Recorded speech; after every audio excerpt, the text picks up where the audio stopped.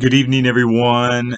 Uh, as always, it's a blessing to be able to deliver a message of encouragement and maybe challenge you all a little bit tonight as we have our encouraging video.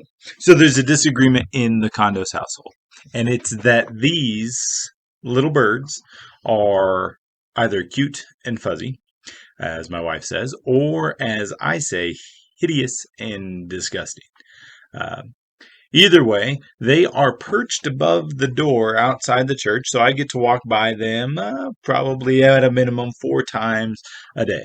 They are they're splotchy fuzzed, and they make these little squeak noises, eek, eek, eek, eek, and they open up their mouths when I walk by because they believe that I'm their mother. They believe that I have come to feed them. Their mother is off hovering around. She's always very watchful of me, making sure that I'm not messing with her chicks. And it's a weird feeling, and I always see him up there. It started off I didn't care. There was just a nest, little eggs, and then eventually the eggs hatched, and it's been cool to watch. But they creep me out, and they're kind of weird to have just floating above my head. I always tell Rick that if I ever walk into the office and I am scratched up, it's because the mother has had it and she believes I've messed with her babies, and she's going to just scratch me to no end. I don't want to mess with the baby birds. It's the way it is. They're going to fly off, and then eventually I'll get rid of the nest as soon as they leave it. And I probably won't allow it to happen ever again. Um, and I do hope that they fly off. I hope that they do leave this area because I can think of two very sad outcomes. The very first outcome, which would probably be the most tragic, is that I walk up to the building someday and there is the remains of a baby bird on the ground because it did not properly leave the nest.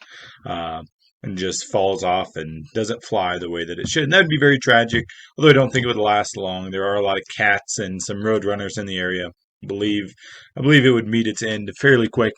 The other sad tragedy is in a few weeks if the birds do not leave and they just hang out there forever and they just stay in the nest.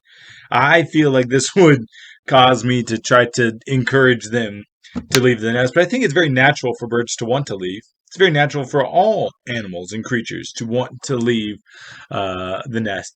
Uh, all except humans, oddly enough. I think for some reason humans like to stay where it's comfortable. Kind of this homeostasis idea, stay where it's the most comfortable for us to live, right? Uh, but I think this is what the writer in Hebrews is trying to convey. And I've looked at this passage several times. And as we talk about the church here at Mountainside, I think it's important for us to remember this aspect of the church. The writer of Hebrews, he's frustrated that he is not that people are not maturing the way that they should, that Christians are not advancing their beliefs the way that they should. And so I'm gonna read this. It's gonna sound kind of harsh, but most of the time I do read this with frustration or maybe this sense of indignation, like why aren't you changing? But today I want you to think of the little birds, and I want you to think of maybe pity. Like you haven't left the nest, and there's a whole world that you could fly and experience, but you've chosen to just stay comfortably in the nest and have your mama feed you um, periodically throughout the day. So I want you guys to keep that in mind as we read this chapter. Hebrews chapter 5, verse 11 through 14. There is much more I would like to say about this, but it is difficult to explain, especially since you are spiritually dull and don't seem to listen. You have been believers so long, you ought to be teaching others. Instead, you need someone to teach you again the basic things about God's Word. You are like babies who need milk and cannot eat solid food, for someone who lives on milk is still an infant and doesn't know how to do what is right. Solid food is for those who are mature. You, through training, have the skill to recognize the difference between right and wrong. And so the writer of Hebrews, he says, you should be flying off. You should be leading. You should be feeding others. And it breaks their heart to hear that they have chosen a life of indifference, of stagnation, of just wanting to stay in the nest. And so these are the 2 points that I want to leave with you all tonight. 2 things you can gain from this passage. 1, we should always be progressing to be spiritually mature. That should be our goal. Our goal should not be indifference and stagnation.